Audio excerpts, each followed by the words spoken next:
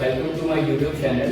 I'm Ashish Trivedi and I have created an online YouTube channel for the online study of the class 10th, 11th, 12th related to the subject physics, maths and computer. So if you want to study online, do one thing, just subscribe my channel and press the bell icon. So whenever I put any type of important and very important video, you will get notified.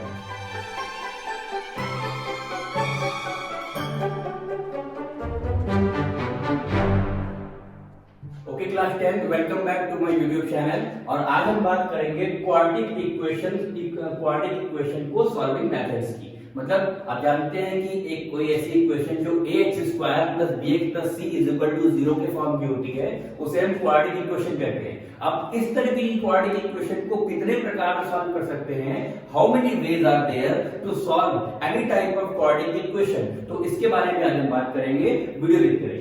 देखिए आप जानते हैं कि अगर किसी equation को ax square plus bx plus c is equal to 0 बोल दिया जाए, यहाँ पर a, b और c ये तीनों कांस्टेंट होते हैं और x स्क्वायर का टर्म होना कंपल्सरी है। मतलब किसी भी क्वाड्रेटिक इक्वेशन में अगर x स्क्वायर का टर्म नहीं है तो उसे हम क्वाड्रेटिक इक्वेशन नहीं कंसीडर करेंगे। मतलब b और c का जो टर्म है ये दोनों टर्म्स अगर हो तो भी ठीक है और अगर नहीं भी हो तो भी कोई दिक्कत नहीं है, लेकिन अगर ये टर्म नहीं होगा तो that will be not considered as a quadratic equation. तो अगर कोई क्वाड्रेटिक इक्वेशन इस फॉर्म में दी हुई है तो how many ways are there to solve it, तो इसी के बारे में आज हम बात करेंगे। तो देखिए सबसे पहले आपको ये पता होना चाहिए कि क्वाड्रेटिक इक्वेशन सॉल्विंग मेथड के केवल और केवल 3 तरीके हैं। उनमें से एक तरीका ऐसा है जो हर तरीके की क्वाड्रेटिक इक्वेशन को सॉल्व कर देता है और बाकी 2 तरीके इस प्रकार के हैं जो केवल कुछ लिमिटेड इक्वेशंस को सॉल्व करते हैं, ये हर तरीके की इक्वेशंस को सॉल्व नहीं कर सकते। तो सबसे पहले हम लोग पहली इक्वेशन देखते हैं और पहले टाइप को जानते हैं कि क्या है पहला टाइप क्वाड्रेटिक इक्वेशंस को सॉल्व करने का। तो पहले टाइप का नाम है फैक्टराइजेशन मेथड।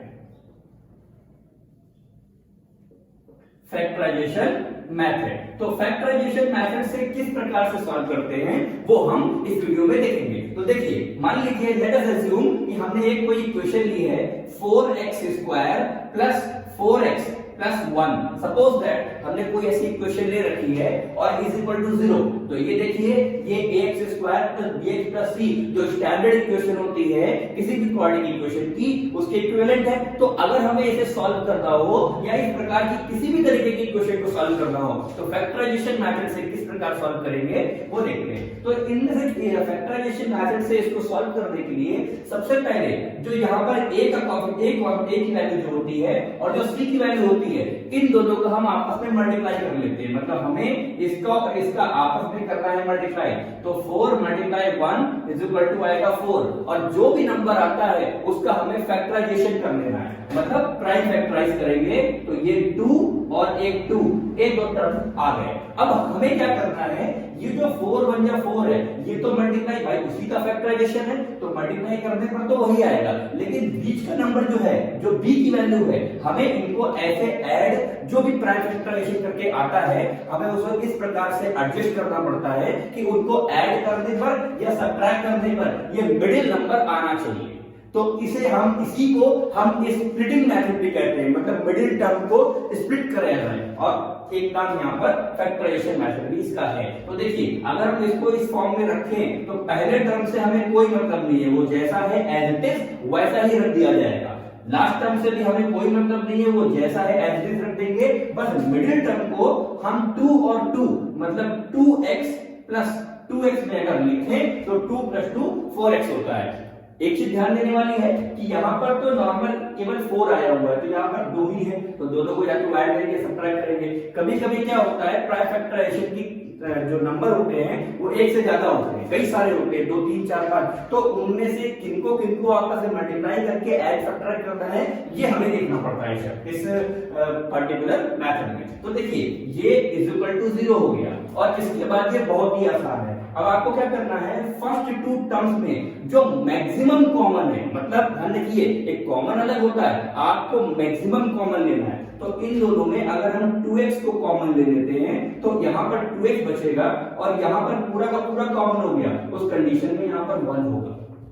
नेक्स्ट जो 2 टर्म्स बचे हैं उनमें से हम वही कुछ कॉमन लेंगे जिससे जो अंदर ब्रैकेट के आया हुआ है वही ही रहे। और आप देखिए जो हमें चाहिए वही यहाँ पर बना हुआ है, तो उस कंडीशन में हम इन दोनों से केवल और केवल 1 कॉमन ले लेंगे। तो जैसे ही हम यहाँ से 1 कॉमन लेंगे, ये 2x + 1 हो जाएगा इज इक्वल टू 0। तो अब इतना करने के बाद अब आप देखिए ये टर्म और ये टर्म, इन दोनों टर्मों में 2x + 1 कॉमन है, तो फिर से एक बार 2x + 1 कॉमन ले लीजिए, तो इस जगह पर 2x बचेगा और इस जगह पर 1 बचेगा is equal to 0। Is that clear? तो ये हो गया फैक्टराइज। अब अगर आपको यहाँ पर x की वैल्यू निकालनी है तो इंडिविजुअली दोनों फैक्टर्स को आप इक्वल टू 0 करिए, तो यहां से x इक्वल टू -1/2 आ जाएगा। और यही काम दूसरे फैक्टर से करेंगे।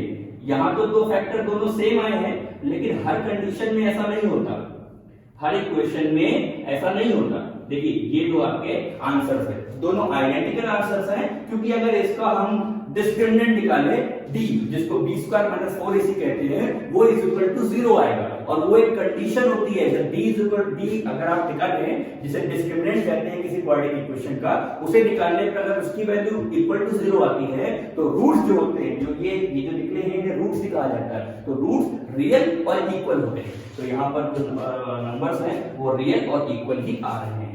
तो देखा आपने कि ये फैक्टराइजेशन मेथड से किस प्रकार से होगा। अब बात कर लेते हैं इसके नेक्स्ट मेथड की। इसी सेम क्वेश्चन को हम लोग नेक्स्ट मेथड से क्लियर करेंगे, उसके रूट्स भी हमारे कंफर्म हो जाएंगे और दूसरा मेथड भी क्लियर हो जाएगा। तो देखते रहिए।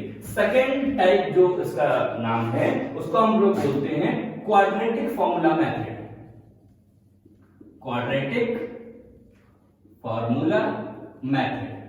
तो देखिए क्वाड्रेटिक फॉर्मूला मेथड ये एक ऐसा मेथड है जिसे इंडियन मैथमेटिशियन श्रीधराचार्य जी ने इसको गिफ्ट किया था। तो श्रीधराचार्य के अकॉर्डिंग कैसे करते हैं, आपने वही से इक्वेशन ले लिया 4x² + 4x + 1 = 0।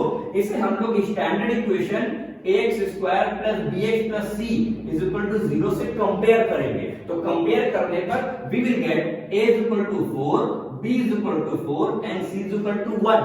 Now we have given a formula by Sridharacharya to find the roots of this equation, and it is x = -b ± √b² - 4ac upon में 2a। तो जैसे कि आप देख रहे हैं यहाँ पर a b c की वैल्यू हम निकाल चुके हैं, वही वैल्यूज हमें यहाँ पुट कर देनी है और पुट करके हमें अपना आंसर मिल जाएगा। तो देखिए x = -b, b की वैल्यू -4 है, plus minus √b² 16 -4 into a की वैल्यू 4 इंटू c की वैल्यू 1 और अपॉन में 2 इंटू a की वैल्यू कितनी आ जाएगी 4। इसे सॉल्व करते हैं। तो सॉल्व करने पे x = -4 प्लस माइनस √16 - 16 और आप जानते हैं 16 - 16 कितना हो जाएगा 0 और अपॉन में 8। तो इसे सॉल्व करने पर, इसको यहां सॉल्व करते हैं, तो इसे सॉल्व करने पर हमें x कितना मिल जाएगा -4 प्लस -0 -4 प्लस -0 और अपॉन में 8। तो अब देखिए यहाँ पे प्लस माइनस है, प्लस माइनस इसलिए क्योंकि दो रूट्स आने वाले हैं। हम जानते हैं किसी भी क्वाड्रेटिक इक्वेशन में मैक्सिमम पावर 2 होती है, इसीलिए उसके रूट्स हमेशा 2 आते हैं। तो इसीलिए अब इसको हम पहला रूट निकालने के लिए हम लोग इसके पॉजिटिव सिंबल को लेंगे, जिससे कोई खास फर्क नहीं पड़ने वाला है, लेकिन आंसर के लिए हमें ऐसा करना पड़ेगा। तो देखिए ये पहला रूट वही आ गया जो यहाँ पर आया हुआ था। अब जब हम इसका नेगेटिव सिंबल लेंगे तो x = -4 - 0/8, उस कंडीशन में -8 4/0 और ये आपका दूसरा आंसर आ गया। समझे? तो इस प्रकार से हम ये दूसरा मेथड भी कर सकते हैं और क्वाड्रेटिक फॉर्मूला मेथड के अकॉर्डिंग भी हम इसे सॉल्व कर सकते हैं। अब इसका एक और थर्ड मेथड है जिसको और देख लेते हैं, जिसके साथ ही ये chapter quadratic equation solving method आपको क्लियर हो जाएंगे और किसी भी तरीके की इक्वेशन में किसी भी तरीके से मेथड से आप इसको सॉल्व कर सकते हैं। जो थर्ड मेथड है उसे जरा देखते हैं।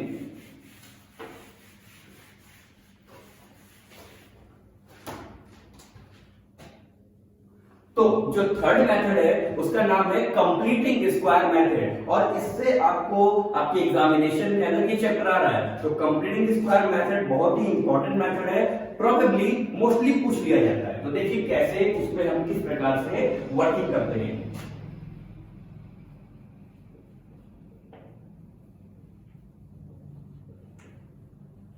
तो तो देखिए कंप्लीटिंग स्क्वायर मेथड में फिर से हम लोग वही इक्वेशन लिख लेते हैं 4x square plus 4x plus 1 is equal to 0। इसमें कुछ स्टेप्स होते हैं, तो जरा कुछ स्टेप्स को थोड़ा ध्यान से देखिएगा, क्योंकि शुरुआत के एक स्टेप बहुत इंपॉर्टेंट है, उसी के अकॉर्डिंग ये इक्वेशन सॉल्व होगी। देखिए सबसे पहले कंप्लीटिंग स्क्वायर मेथड में सॉल्व करते समय हमें देखना है कि x स्क्वायर जो है उसके साथ में जो कोएफिशिएंट जिसे a कहते हैं वो नहीं होना चाहिए। मतलब अगर कभी कोई नंबर है तो हमें उसी नंबर से, जो नंबर है 4, उसी नंबर से हमें फुल इक्वेशन में डिवाइड करना होता है, और ये लिखना पड़ेगा यहाँ पर हम लिखेंगे dividing by 4 in all equation we get. तो जैसे ही हम इसको करेंगे ये आ जाएगा x square plus x plus 1 by 4 is equal to 0। तो ये इसका पहला स्टेप था। अब नेक्स्ट स्टेप क्या है? नेक्स्ट स्टेप में हम ये जो कांस्टेंट टर्म है, ये दोनों टर्म नहीं, जो कांस्टेंट टर्म है इसको उस साइड लेकर जाएंगे, मतलब राइट हैंड साइड में। तो x square plus x is equal to, यहां ये प्लस है, इस साइड जाके सिंबल चेंज माइनस का हो जाएगा।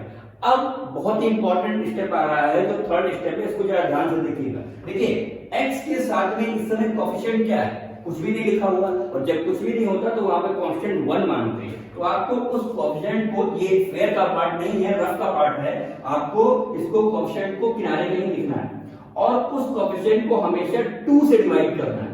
मतलब उसके डिनोमिनेटर में 2 से मल्टीप्लाई करें, या फिर कह दें कि आप उस नंबर में 2 से डिवाइड कर रहे हैं। 2 से डिवाइड इसलिए करते हैं क्योंकि a प्लस b का whole square a square plus b square plus 2ab होता है। हम रिवर्स चल रहे हैं, इसलिए यहाँ पर हमें हमेशा हर बार कोई भी कोएफिशिएंट, यहाँ अगर 3 होता तो हम 3 को भी 2 से डिवाइड कर रहे होते, और जो भी आएगा उसका हमको स्क्वायर बनाना है, और जो स्क्वायर बन के आएगा वो दोनों तरफ हमें ऐड कर देना है, इधर भी और इधर भी। हम किसी इक्वेशन में किसी भी नंबर से ऐड सब्ट्रैक्ट कर सकते हैं, बट अगर हम लेफ्ट हैंड में कर रहे हैं तो हमें राइट हैंड में भी करना पड़ेगा। तो देखिए x स्क्वायर प्लस x तो पहले से था, हमने 1/2 का स्क्वायर इधर भी ऐड कर दिया, और -1/4 यहाँ पहले से था, हमने 1/2 का स्क्वायर इधर भी जोड़ दिया। और अब ध्यान से देखिए, ये हमारा a है और ये हमारा b है, तो इसको हम a प्लस b का होल स्क्वायर भी लिख सकते हैं।